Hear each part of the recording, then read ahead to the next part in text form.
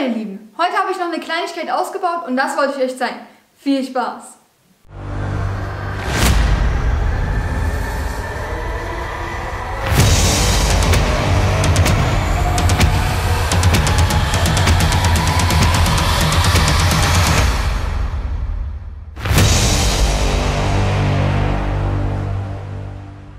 Leider hat mein Cousin an diesem Wochenende keine Zeit, obwohl ich ihm die coole Sonnenbrille aus dem Handschuhfach versprochen habe.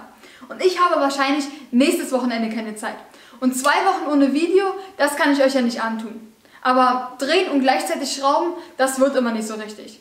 Also habe ich schon vorher an der Karre rumgewühlt. Und was ich da gemacht habe, das schauen wir uns zusammen an. Fangen wir mal hier an. Da ist das ganze überflüssige Zeug. Das habe ich alles rausgeschnitten. Dann habe ich den Lüftungskanal ausgebaut. Die Steuergeräte für Beleuchtung, Fensterheber, Wischer und ABS. Noch ein paar Fußraumabdeckungen. Das sind die Teile, die ich letzte Woche ausgebaut habe.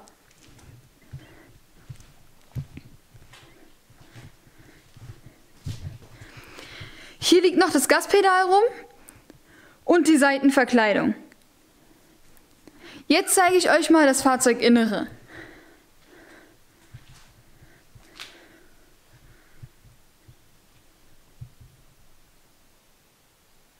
Und fällt euch auf, was ich noch ausgebaut habe?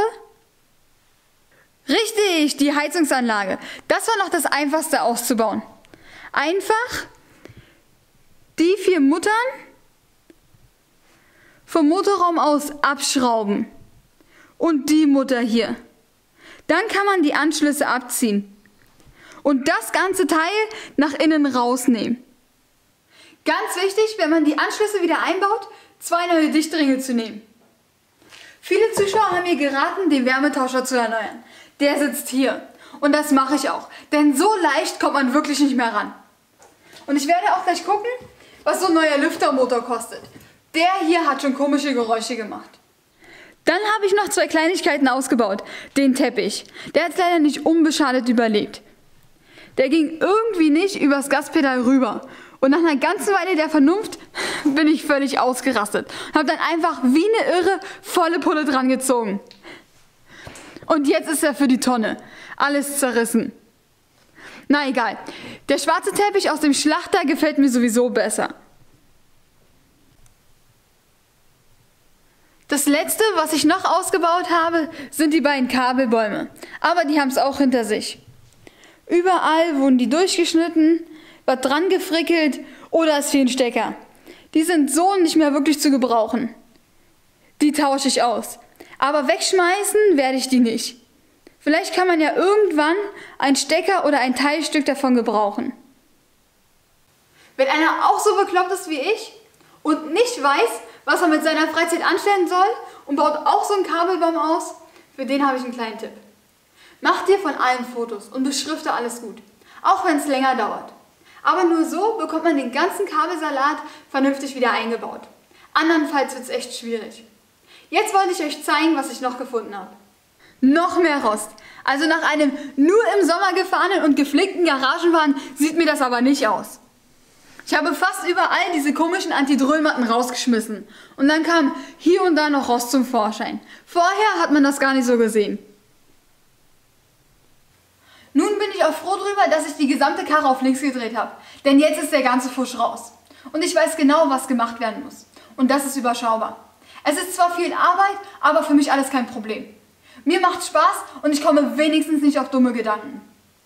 Jetzt habe ich mal eine Frage an euch. Mir hat einer ein TA-Technik Sportverwerk 6040 angeboten. Nagelneu für 50 €. Er hat es sich mal gekauft und nie eingebaut. Und jetzt kenne ich keinen, der sowas verbaut hat. Und im Internet habe ich auch noch nicht so viel Schlechtes drüber gelesen. Und da ich ja nicht so viel Kohle habe, hört sich das für mich erstmal sehr verlockend an. Wenn einer von euch schon Erfahrungen mit TA-Techniks gemacht hat, würde ich mich freuen, wenn ihr mir das unten in die Kommentare schreibt. So, jetzt habe ich alles aufgeschrieben, was mich der ganze Spaß bisher gekostet hat. Da wäre der E36 selbst, der hat 500 € gekostet. Plus 100 € Diesel fürs Holen. Macht 600 €. Dann der Spender, der hat 650 € gekostet. Bremsseite vorne überholen, Material 34 Euro. Zylinderkopf überholen 360 Euro. Da waren die neuen Hydrostößel dabei, das Plan und 4 neue Auslassventile. Und dann kommt noch ein kompletter Zylinderkopfdichtungssatz dazu für 100 Euro. Von denen habe ich die Ventilschaftdichtungen genommen. Das macht zusammen genau 1744 Euro. Ich dachte, es wäre weniger, aber wenn man zum Schluss ein schönes Auto haben will, das kostet. Jetzt wollte ich noch auf ein paar Kommentare vom letzten Video eingehen. Da haben manche geschrieben, dass der Wagen viel zu verbastelt ist, dass sich der Aufbau nicht mehr lohnt, der Wagen Schrott ist und die den sogar in Afrika verschrotten würden. Erstmal vielen Dank für die netten Hinweise. Hab echt gut gelacht. Dazu fällt mir ein Sprichwort ein. Wer keine Arbeit hat, der kauft sich welche. Ich finde, der Spruch passt immer perfekt, wenn man sich einen billigen Gebrauchtwagen kauft. Aber zurück zu dem. Der hat eine gute Substanz. Und ich habe selten Schweller- und Wagenheberaufnahmen gesehen, die nicht komplett durchgerostet sind. Normalerweise sehen die fast immer so aus.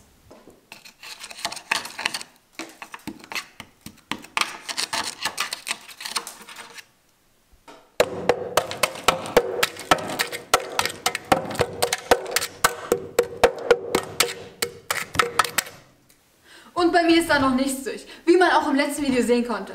Der Wagen war echt verbastelt, aber das ist jetzt alles raus. Und nun kann ich den Wagen Schritt für Schritt wieder neu aufbauen. Dann haben mir schon öfters Leute geschrieben, warum ich immer Pullover oder langärmelige Shirts trage. Das ist ganz einfach.